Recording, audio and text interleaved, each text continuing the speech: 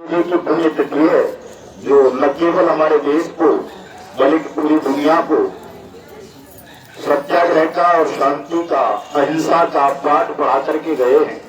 तो सबसे पहले मैं उनको अपने श्रद्धा सुमन अर्पित करता हूँ गांधी जी को, एक किनारे से और उनसे प्रार्थना भी करता हूँ कि वो जहाँ भी होंगे हमारी आवाज सुन रहे होंगे और हमें भी उतनी ताकत दें कि जिस तरह से उन्होंने अंग्रेज साम्राज्य को ध्वस्त कर दिया था हिंदुस्तान से, वैसे ही हम इस ठग बेईमान साम्राज्य को ध्वस्त करते हुए आप सबका भुगतान कराएं।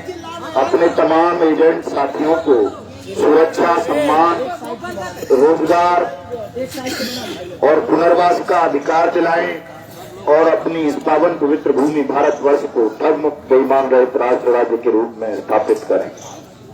और साथियों, आज 152वां दिन है इस अनिश्चितकालीन असहयोग आंदोलन को लगातार चलते हुए।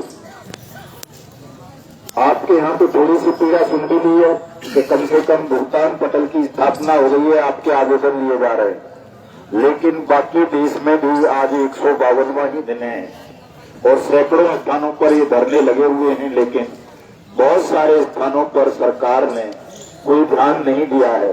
तो इससे भी आपको अपनी ताकत का एहसास हो जाना चाहिए कि फतेहपुर के लोग बिरले लोग हैं, शक्तिवान लोग हैं कि आपकी शक्ति के सामने यहाँ के प्रशासन को झुकना पड़ा है। आपकी एक मांग उन्होंने कम से कम स्वीकार कर ली है, और जब एक मांग स्वीकार हुई है तो जो दूसरी मांग है आपकी भुगतान की, वो भी स्वीकार की जाएगी। निश्चित रूप से आप सबका भुगतान होगा, इसमें तनाव लेने की बहुत ज्यादा जरूरत नहीं है, क्योंकि लड़ाई थोड़ा कठिन थी और इतनी कठिन थी कि जिसका विवरण शब्दों से नहीं किया जा सकता।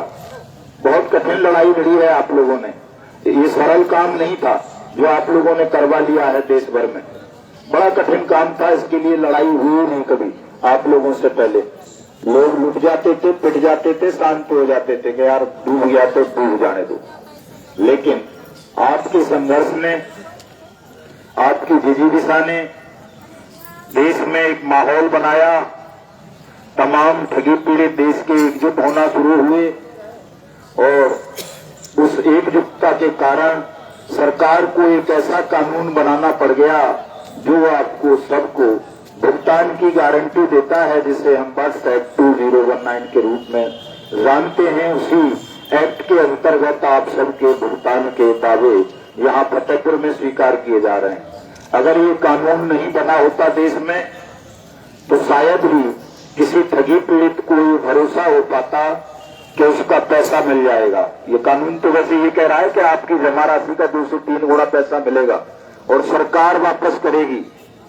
उसी के लिए आवेदन लिए जा रहे हैं और 180 दिन में वापस करेगी, ये भी गारंटी है। 3 बातें बड़ी महत्वपूर्ण इस कानून में हैं, लेकिन सरकार को ऐसा लगता है कि हम इस कानून को बना करके फंस गए। उनका लक्ष्य केवल शायद आपकी कंपनी या सोसाइटीज को बंद करना या आप सबको बेरोजगार करना या आप सबको लूट लेना रहा होगा सरकार का। उसे ये पता नहीं थी कि लोगों को इस कानून के विषय में पता चल जाएगा, लोग इस कानून के क्रियान्वयन के लिए लड़ने लगेंगे और अपना भुगतान मांगने लगेंगे। सरकार को इस बात का एहसास नहीं था, लेकिन अब एहसास होने लगा है। पूरे देश में करोड़ों लोग जागरूक हो चुके हैं, इस कानून को जान चुके हैं और लाइन लगा लगा करके रातों रात आवेदन दिए हैं लोगों ने। तमाम कलेक्ट्रेट में, तहसीलों में, संभागीय आयुक्तों के यहाँ, तहसीलदारों के यहाँ तो करोड़ों आवेदन हुए हैं। और आवेदनों की अगर संख्या की बात करें तो आपने तो विश्व में इतिहास बना दिया है तमाम लोगों ने। तो प्रधानमंत्री कार्यालय में लगभग 1 महीना जाकर के उनको लगा आपके आवेदनों को ठिकाने लगाने में। इतना प्रधानमंत्री कार्यालय का दफ्तर आपने भर दिया था चिट्ठियों से, पोस्ट कार्ड से, आवेदनों से, ज्ञापनों से, कि वहां संभालना आपके मौज को मुश्किल हो गया था प्रधानमंत्री कार्यालय के अधिकारियों के लिए। तो आप सब लोग बड़े साहस के और बधाई के पात्र हैं। मैं निराश नहीं होता हूं कभी कि हमारी संख्या कम है या ये है वो है। हमेशा किसी भी अच्छे काम के लिए सत्य की लड़ाई में बहुत सारे लोग साथ नहीं दिया करते। अभी आप झूठ बोल दो, कंपनी खोल लो कोई भी कि साहब 6 महीने में दूना कर दूंगा या 6 साल में, देखिए कैसे लाइन लग जाएगी आपके यहाँ, क्योंकि वो झूठ होगा। झूठ का असर हमेशा ज्यादा होता है और सत्य का प्रभाव बहुत कम लोगों पर पड़ता है। लेकिन जितने लोगों पर पड़ जाए, अगर वो सच्चाई के साथ, सिद्धांत के साथ, समर्पण के साथ अपने उस मिशन पर निरंतर लगे रहें, तो वही जीत जाते हैं बड़े से बड़े, बलशाली से बलशाली साम्राज्यों पर भी निश्चित रूप से आप सबकी भी जीत होगी। कोई भी ताकत दुनिया की ऐसी नहीं है जो आपका पैसा अब रोक ले। अब नहीं रुकेगा ये पैसा आपका, सबको मिलेगा। तमाम एजेंट साथियों को सुरक्षा सम्मान मिलेगा। थोड़ा सा समय और इसमें रह गया है, बस उस थोड़े से समय को बमुश्किल क्या है साहब, आज 30 जनवरी है ना, हाँ, तो 3 महीने मान लो आप, फरवरी, मार्च, अप्रैल, पूरे 1 मई से हिंदुस्तान में आपके भुगतान के लिए बड़ी क्रांति की शुरुआत हम करने जा रहे हैं। हम परेशान हैं बहुत दिनों से, आप देख रहे हो कितने लगभग 3 साल होने जा रहे हैं हमें मिशन भुगतान भारत यात्रा कार्यक्रम को चलाते चलाते पूरे देश भर में घूम रहे हैं, लोगों को जागरूक कर रहे हैं। आपके यहाँ तो ज्यादा ही जागरूक कर दिए हैं, कुछ इतने जागरूक कहीं नहीं हुए जितने फतेहपुर में जागरूक कर दिए। तो हम तो आपसे बड़े प्रसन्न रहते हैं हमेशा। तमाम साथी यहाँ जितनी प्रबुद्धता से काम करते हैं, बहुत अच्छा लगता है कि हमारे साथी इतने प्रबुद्ध हैं। और आपके यहाँ तो गायक तो इतने बढ़िया बढ़िया है, संगीतज्ञ इतने बढ़िया बढ़िया है कि जान फूंक देते हैं। उदास जी ने तो हमारे कंधों पर इतना बोझ डाल दिया है कि हमारी आंखों में अंदर ही अंदर आंसू पिलपिला रहे हैं कि हम कैसे सबका भय भजन और क्या क्या बोल दिया है उन्होंने, पता नहीं, बड़े पौराणिक भाषा में, कि कैसे इतने बड़े बोझ को हम उठा पाएंगे। लेकिन क्योंकि हम सूर्य नारायण के उपासक हैं तो उन पर हमारा भरोसा भी रहता है कि वो हमें इतनी ताकत जरूर देंगे जिससे हम अपने दास जी जैसे साथियों की या आप तमाम लोगों की भावनाओं का आदर कर सकें। जो आपने विश्वास हम पर जताया है, भरोसा जताया है, आपके उस भरोसे को पूरा कर सकें। और पूरा ना कर सकें तो हम अपने प्राण त्याग दें आप सबके लिए लड़ते लड़ते, या तो आपका भुगतान करा दें या लड़ते लड़ते अपने प्राण त्याग दें। आप फिर कोई दूसरे साथी आए हमारे जाने के बाद और वो इस मसाल को और ज्यादा इतनी प्रज्वलित कर दें कि उस ज्वाला में इस देश का पूरा बेईमान और ठग साम्राज्य जलकर भस्म हो जाए। साथियों, मैं भी आज एक कविता लिख रहा था रात को, विश्वकर्मा जी रात को या सुबह ही कह रहे थे साहब, सुबह ही कह रहे थे कि साहब कुछ ऐसा नया वो किया जाए। तो मुझे बहुत अच्छा लगा सुझाव अपने आदरणीय पूर्व राज्य अध्यक्ष आदरणीय सूरज सिंह विश्वकर्मा जी का। और फतेहपुर का संरक्षक बोलते हैं ना आप लोग विश्वकर्मा जी को? नहीं, हम पूरे देश के संरक्षक घोषित करते हैं उनको, सभी पूरी जमा करता परिवार को, तो वो पूरे देश के संरक्षण करें। तो मैंने कविता के माध्यम से ही विश्वकर्मा जी के उन शब्दों को रूप दिया है। चूंकि बहुत भाइयों ने कविता गाई है तो मैं इतना बड़ा गायकार तो नहीं हूँ, लेकिन एक छोटा सा प्रयास किया है आज ही सुबह सुबह कि बनकर संत करेंगे अंत, बनकर अंत संत करेंगे अंत, भारत से ठग बेईमानों का, देव त्याग राजसी भोग वस्त्र चोला धारे भगवानों का। तप जप के घर से वीरो भारत ठग मुक्त बनाएंगे, तप जप के घर से वीरो भारत ठग मुक्त बनाएंगे, निर्धन बोले पीड़ितों का धन शासन से वापस लाएंगे। चक्र सुदर्शन और त्रिशूल, चक्र सुदर्शन और त्रिशूल धारण कर शोषण का राज मिटाएंगे, जो ठगी करेंगे भारत में उन्हें फांसी पर लटकाएंगे। छल करने वाले दुष्टों को उनकी करनी का मजा चखाएंगे, हम तप जपधारी मिल करके राज न्याय का लाएंगे, बनकर संत करेंगे अंत, भारत से ठग बेईमानों का, त्याग राजसी भोग वस्त्र चोला धारे भगवानों का, चोला धारे भगवानों का। तो साथियों, आपका जो भरोसा है, जो विश्वास है, जिसकी लाज किसी भी मूल्य पर अगर रखनी होगी, कोई भी मूल्य चुकाना पड़ेगा तो वो मूल्य चुकाएंगे, लेकिन आपके भरोसे की लाज रखेंगे। और 1 मई को देश में वो कोहराम मचा देंगे, वो आलम ले आएंगे कि प्रधानमंत्री का कॉलर पकड़ करके उससे पैसे आपके सबके छीन लेंगे, और अगर उसने पैसे नहीं दिए तो उसकी कुर्सी छीन लेंगे, उसे उस कुर्सी से उठाकर फेंक देंगे, जिस पावन पवित्र कुर्सी को प्रधानमंत्री गंदा कर रहा है। अपने वचनों को बार बार भूल जाता है, बार बार कहता है कि मैं सबका भुगतान करूंगा, टीवी से करा दूंगा, इससे करा दूंगा, लेकिन जैसे ही चुनाव हो जाते हैं आपका वोट वो महाठग बेईमान वोट लूट लेता है। उसके बाद वो भूल जाता है कि आपसे उसने कोई वादा किया था। तो 1 मई तक का इंतजार करें तमाम साथी। 1 मई को वो हालात बना देंगे कि हम इस प्रधानमंत्री को उसके सारे वायदे वचन और ये कानून याद दिला देंगे जो उसने खुद नहीं बनाया है। और अगर उसने इसकी मुकालना नहीं की तो साथियों, संख्या कितनी भी हो, मेरा प्रयास है कि 1 लाख लोग हों ताकि वो समर्पण कर दे, कोई हिंसा ना हो, गोलीबारी ना हो, कोई और ज्यादा उत्पात ना मचे। अगर 1 लाख लोग हो जाएंगे तो ऐसा हो सकता है। अगर 1 लाख लोग नहीं भी होंगे तो हम जितने भी होंगे उतने ही साथियों मिलकर के ये प्रयास करेंगे। 1 मई को मजदूर दिवस होता है, विश्व में मजदूर क्रांति भी इसी दिन हुई थी। उस दिन हिंदुस्तान में हम वो क्रांति ले आएंगे, ये मारेंगे या मर जाएंगे, या तो भुगतान ले लेंगे या इस प्रधानमंत्री को निरोध कर देंगे, मिट्टी में मिला देंगे। अब संख्या की कोई परवाह नहीं है कि साथ इतने लोग हैं, परवाह केवल इसलिए है संख्या की कि ज्यादा लोग होंगे तो ये नपुंसक हैं, कायर हैं, शासन प्रशासन में बैठे हुए लोग आपके सामने समर्पण कर देंगे, कोई हिंसा नहीं होगी। लेकिन अगर हम इतना नहीं कर सके, 1 लाख साथी हमारे नहीं आ सके, तो फिर बलपूर्वक लड़ेंगे, आमना सामना करेंगे, देखेंगे कितनी गोलियां हैं उसके पास, कितनी फौज है, कितनी पुलिस है, चलवा कितनी गोली चलवा सकता है, खुला के कितनी बड़ी बड़ी जेलें हैं जिनमें कितने लंबे समय तक के लिए तो हमको रख सकता है। तो बिल्कुल भयमुक्त होकर के 1 मई से ये आंदोलन चलेगा।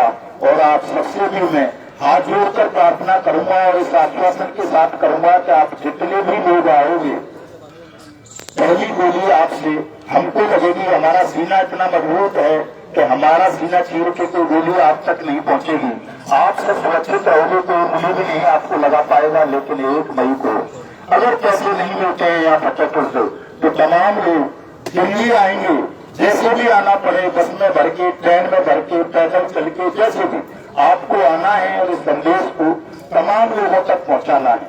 15 फरवरी से उत्तर प्रदेश की राजधानी लखनऊ में भी क्रमिक अनशन की शुरुआत करवा रहे हैं।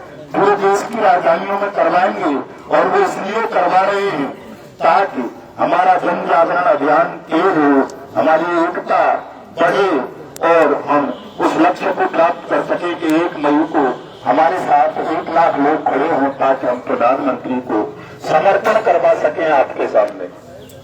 तो इस प्रयास पे सभी को काम करना है, निर्भय होकर के करना है, भयभीत मत होना बिल्कुल भी, कोई किसी से डरना वरना मत के साथ डर जाओ। कोई गोली नहीं चलाएगा, कोई पानी की बौछार नहीं चलेगी, कोई लाठी नहीं चलेगी आप लोगों के ऊपर। जो कुछ भी होगा हम झेलेंगे, आप तक नहीं आने देंगे। इसलिए बिल्कुल भयमुक्त होकर के रहना। आप लोग देख रहे हो ना, 3 साल से लगभग हम आंदोलन कर रहे हैं। हमारे किसी भी साथी को कहीं कोई लाठी गोली डंडा नहीं चला है अभी तक, कोई मुकदमा नहीं बना है किसी साथी के खिलाफ इस वजह से कि साहब तू आंदोलन कर रहा था। तो ये जो भी हमारे प्लानिंग है, रणनीतियां हैं, वो हम इतनी मजबूती के साथ बनाते हैं, इतनी ईमानदारी और सत्यता के साथ बनाते हैं, उन कानूनों के अंतर्गत बनाते हैं तो जिनका उल्लंघन करना शासन के लिए भी बड़ा कठिन काम हो जाता है। तो हमारे ऊपर आप भरोसा करना, ईश्वर पर भरोसा करना, स्वयं पर भरोसा करना, अपने ऊपर भी भरोसा करो। तमाम लोग आप अपना आत्मबल खो चुके हो, अपने अंतर मन में भी कभी झांक करके देखा करो कि ये काम हम कर सकते हैं या नहीं कर सकते।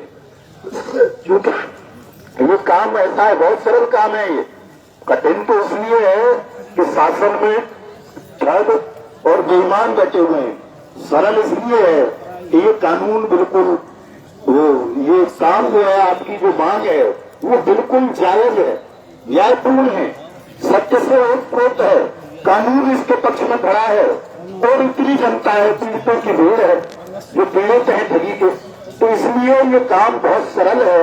लेकिन इस सरल काम को भी करने में अगर हम विफल रहे हैं तो दो कारण मेरी समझ में आते हैं साथियों, कि एक तो हम अपना आत्मविश्वास खो चुके हैं, हमें भरोसा नहीं है अपने ऊपर भी। जिस दिन हम अपने ऊपर भरोसा कर लेंगे, अपने अंतर मन में झांक करके देख लेंगे कि यार बिल्कुल ठीक बात के लिए तो लड़ रहे हैं हम, और जब ठीक बात के लिए लड़ रहे हो तो भला ऐसा कभी हुआ है कि सत्य हार जाए? कभी हुआ है? हमेशा सच की जीत होती है ना। और राम वनवासी था, रावण 3 लोक का विजेता था, शिव जी का भक्त था, काल की पीठ पर बैठकर स्नान करता था, लेकिन वो वनवासी 2 लड़कों ने मार डाला उसको, राम ने और लक्ष्मण ने। उसे मारने के बाद ही तो भगवान बने हो, ना मारते तो भगवान कहता कोई नहीं कहता। तो आप अपने ऊपर भरोसा कीजिए, अपने अंतर मन पर, कि जो सत्य के लिए लड़ते हैं, जायज बात के लिए लड़ते हैं, वो हमेशा जीत जाते हैं। आप लोग भी जीतोगे निश्चित रूप से। केवल आपको अपने अंदर झांकने की जरूरत है कि हम जिस काम के लिए लड़ रहे हैं वो कितना भला काम है, अच्छा काम है, वो कोई बुरा नहीं है। चोरी डकैती थोड़ा डालने की बात कर रहे हो आप, किसी के पैसे जमा करवाने की बात थोड़ा ही कर रहे हो, तो कोई मना कर देगा कि हम नहीं कर रहे भाग यहाँ से। आप अपनी मेहनत से प्राप्त पूंजी को जो डूब चुकी है उसे वापस करने की मांग कर रहे हो, और वो भी उस कानून के द्वारा जो खुद इस सरकार ने बनाया है। तो कहीं से भी आपको मन छोटा करने की आवश्यकता नहीं है। आपका काम 100% होगा। अगर आपका काम नहीं हुआ साथियों तो ये दुनिया खत्म हो जाएगी। कहते ना सत्य पर टिकी हुई है ना धरती, सत्य खत्म हो जाए तो धरती रह पाएगी? ये पेड़ पौधे कुछ रह पाएगा? बचेगा दुनिया में? जिस दिन सांस खत्म हो जाए तो फिर इतना कमजोर हृदय आप लोगों ने क्यों कर लिया है? जब आपको ये पता है कि सत्य जो है अजय है, अमर है, वो कभी मर नहीं सकता, हार नहीं सकता, तो आपकी लड़ाई असत्य थोड़ा ही है, कहीं से भी सच की लड़ाई है, तो आप भी क्यों हार जाओगे? कभी नहीं हारोगे। केवल आपको अपने आत्मबल को जगाने की आवश्यकता है। और ये जो संदेश हम देते हैं, इन संदेशों को तमाम लोगों तक पहुंचाने की आवश्यकता है। बहुत लोग अपने घरों से बाहर निकल नहीं रहे हैं। अगर घरों से बाहर तमाम लोग निकल आए, और मैं तो कहता हूं कि अगर एक दिन भी प्रार्थना भी कर लें घर में ठीक से बैठ के तमाम लोग, करोड़ों लोग, तो उस प्रार्थना की आवाज से मोदी मर जाएगा, मिट्टी मिल जाएगा, हजारों मोदी। इतनी ताकत होगी इस प्रार्थना में, आपकी उस आवाज में। लेकिन हम ऐसा कर नहीं पा रहे हैं, तो ये एक विफलता मुझे लगती है, इसलिए विफल हो रहा है। दूसरा साथियों, कई बार मुझे ऐसा भी लगता है, मैं जब ज्यादा सोचता हूँ, शायद ईश्वर की ही ये मर्जी है। ईश्वर ने ही लोगों का दिमाग खराब कर दिया है, मोदी का भी खराब कर दिया है, कि वो आपकी न्यायपूर्ण मांग को भी सुन नहीं रहा, और परमात्मा भी उसे दंडित कर देना चाहते हैं, क्योंकि और किसी में दंड देने की ताकत उसको रही नहीं है। चाहे कोई पॉलिटिकल पार्टी हो, चाहे देश की न्यायपालिका हो, संसद हो, या और दूसरे तंत्र, तमाम उसने अपने गुलाम बना लिए हैं। क्या न्यायपालिका, क्या मीडिया, क्या पॉलिटिकल पार्टी, क्या प्रशासनिक मशीनरी, सब गुलामी करती है मोदी और अमित शाह की। केवल एक हमारा संगठन ऐसा है जो गुलामी करते करते से बच गया। अभी करने लगे थे एक बार इसकी गुलामी, हमें भी लगा कहा के साथ गुलामी कर दोगे, इसका समर्थन कर दोगे तो लोगों का भुगतान कर देगा। मैंने कहा यार बात तो ठीक है, चलो करके देख लेते हैं। हमने भी समर्थन किया, लेकिन वो चुनाव जीतने के बाद भूल ही गया, बट सत्य का नाम ही भूल गया लेना। तो हमें लगा कि तो धोखा हो गया, छल हो गया, इसका विरोध करो। तो परमात्मा ने हमको वापस खींच लिया उससे। नहीं तो हमें करोड़ों रुपए का ऑफर था कि ये ले लो, वो ले लो, मतलब 500 करोड़ रुपए आपके एनजीओ को दे देते हैं, कोई जरूरत ही नहीं है ये सब करने की, बस केवल जो है प्रचार प्रसार करो या आंदोलन वापस कर लो। लेकिन परमात्मा ने कहा नहीं, ये ठीक नहीं होगा, टिक जाओगे, गुलाम बन जाओगे तुम भी मोदी के। तो हमको गुलामी बर्दाश्त नहीं हुई। तो उसके पीछे जो कारण लगता है, मुझे ऐसा लगता है कि इस बेईमान शासन का अंत करने का निर्णय भी परमात्मा ने ले लिया है, और वो अंत आप सबके हाथों से कराना है। तो इस अंत जैसे पुनीत कार्य को करने को भी आप सब तैयार रहो साथियों, क्योंकि देश ठग और बेईमानों के खूनी पंजों में फंस चुका है। इस वक्त कोई ऐसा नहीं रहा है देश में जो ठगी का शिकार ना बना हो। पूरा देश ठगी का शिकार बन चुका है, और इस पावन काम को करने के लिए उस परम पिता परमेश्वर ने आप सबको चुन लिया है तो तैयारी करो देश को ठग बेईमानों के खूनी पंजों से मुक्त कराने की भी, अपने पैसे को वापस पाने की भी, और तमाम जो समस्याएं हमारी उन सभी से मुक्त हो जाएंगे। अगर हम ऐसा करने में सफल हो जाते हैं तो फिर समस्या रहेगी कहाँ। हम तो तमाम चीजों की कहते हैं कि भाई ऐसा करेंगे, ऐसा करेंगे, ऐसा करेंगे, और जनता सरकार बनाने की बात कर रहे हैं। हम तो देश में जनता की सरकार बनाएंगे, वास्तविक ताकत देंगे जनता को। जैसे अभी हमारे आदरणीय विश्वकर्मा जी ने पीड़ा व्यक्त की कि साहब डीएम यहाँ नहीं आता, कई बार आमंत्रण दे दिया। अब डीएम, एसपी, पीएम, सीएम ये क्या होते हैं? जनता के नौकर होते हैं। अगर जनता के आमंत्रण पर जनता के बीच में नहीं आ रहे हैं तो आप समझ सकते हो कि लोकतंत्र नहीं है, तानाशाही है। और ऐसी तानाशाही का अंत करना तो साथियों आपका सबका धर्म बन जाता है। इस तानाशाही का अंत करने के लिए, अपने धर्म का निर्वहन करने के लिए तैयारियां करें। तमाम लोग पूरे मन से करें, सिद्धांत से करें, समर्पण से करें, और इस भरोसे के साथ करें कि हम जीत जाएंगे, हारेंगे नहीं किसी भी मूल्य पर, और जो हम चाहते हैं वो हो जाएगा। क्योंकि जो हमारी चाहत है वो कोई अन्यायपूर्ण नहीं है, झूठ पर आधारित नहीं है, इसलिए वो पूरी होगी। और उसे पूरी करने के लिए स्वयं अगर नारायण को भी आना पड़ा तो वो आएंगे, आपको, हमको, सबको शक्ति देने के लिए। 11 फरवरी 2025 को बांदा में हमारा कार्यक्रम होगा। तो जो साथी बांदा के आसपास के हों वो ऋषि वामदेव की तपोभूमि बांदा में आ सकते हैं। 12 को कहा है महोबा साहब, कमलेश भाई, 12 को महोबा, 12 को हमीरपुर और 10 को महोबा। इस तरह से 3 दिन का कार्यक्रम और रहेगा हमारा। और साइड से 11-12 और साइड से पीछे तो पहले बोलनी थी पंडित जी, चलो कोई नहीं, आप बोल देते हैं। तो साथियों मैं एक कवि दुष्यंत की बड़ी क्रांतिकारी कविता है, उसके साथ अपने भाषण को समाप्त करूंगा। क्योंकि खांसी हो रही है, ज्यादा बोला नहीं जा रहा, नहीं तो और भी बोल सकता था मैं। लेकिन ये कविता पढ़ने से पहले मैं एक चीज और आपसे सबसे कहना चाहूंगा कि धैर्य का साथ मत छोड़िए। आप लोग धीरज बहुत जल्दी खो देते हो कि साहब चलो जल्दी चलने की जल्दी रह जाती है। तो जो जल्दबाजी में काम करते हैं उनका हश्र हमेशा वही होता है जो हमका, हमारा और आप सबका हुआ है। जल्दबाजी में फंस गए ना हम सब। अगर जल्दबाजी ना करते, थोड़ा चीजों को देख लेते, गौर कर लेते, तो कोई हमारा एक पैसा भी नहीं ले जा सकता था, ना किसी को इवेंट बनाया जाता। लेकिन हमने जल्दबाजी की, लगा के बस अब 10 के 20 हुए, कर दो आंख बंद करके, और हो गया खेला।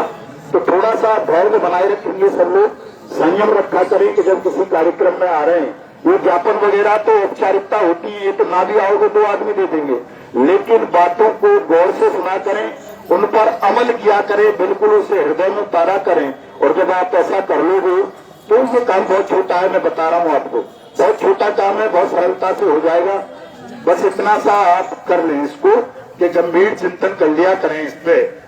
और मैं आप सबको बहुत बहुत धन्यवाद देता हूं, आभार व्यक्त करता हूं कि आपने इतना लंबा समय दिया है, इतना लंबे समय से इस आंदोलन को चला रहे हैं। और उम्मीद करूंगा कि विजय प्राप्ति तक इस आंदोलन को और तेज गति के साथ चलाएं। और कवि दुष्यंत की वो कविता सुना देता हूं मैंने, जो उन्होंने कही थी, कभी गुलामी के समय में कही होगी, वो भारत गुलाम रहा होगा, कि हो गई है पीर पर्वत सी पिघलनी चाहिए, हो गई है पीर पर्वत सी पिघलनी चाहिए, और इस हिमालय से कोई गंगा निकलनी चाहिए, इस हिमालय से कोई गंगा निकलनी चाहिए। और मेरे सीने में नहीं तो तेरे सीने में सही, मेरे सीने में नहीं तो तेरे सीने में सही, हो कहीं भी आग, लेकिन आग लगनी चाहिए, आग लगनी चाहिए। साथियों आग लगा दो, ऐसा माहौल बना दो कि आप इन सबकी मौत बन जाओ, आग के गोले में परिवर्तित कर लो अपने आप को। कि हिंदुस्तान में जितने भी ठग हैं, बेईमान है, धूर्त है, छल करने वाले हैं, धोखा करने वाले हैं, उन सबके लिए मौत बन जाओ आप सभी। ऐसा माहौल पैदा कर दो, इतनी आग भर लो अपने हृदयों में, तो आप या तो जीतेंगे या आप मरेंगे। जय हिंद, जय भारत।